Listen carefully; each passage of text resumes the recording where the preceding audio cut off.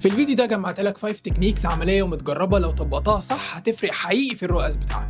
اول تكنيك معانا وهي ذا دونت ميك ادز ميك تيك توكس رول، والفكره هنا ان بيقول لك ان انجح الاعلانات على تيك توك هي اصلا اللي شكلها مش اعلان. لازم الاعلان بتاعك يكون حقيقي عفوي، وكمان يفضل يكون متصور بالموبايل. ازاي بقى التكنيك ده بيتعمل؟ وهي عباره عن ان انت تستخدم UGC كونتنت، BTS كونتنت، او حتى تشرح للعميل بالظبط المشكله اللي المنتج بتاعك بيحلها بطريقه بسيطه وسهله.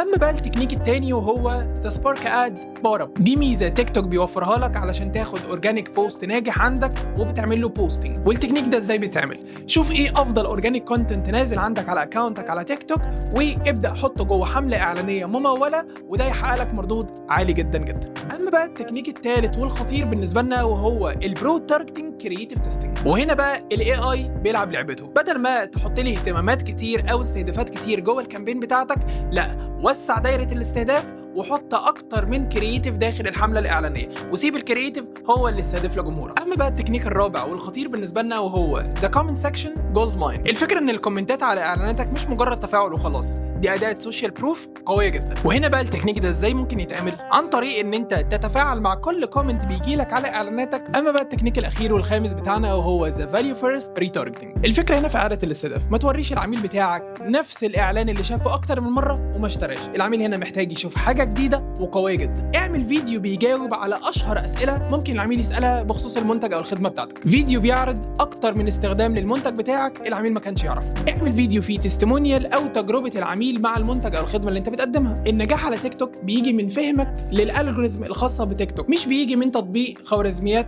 لمنصات تانية.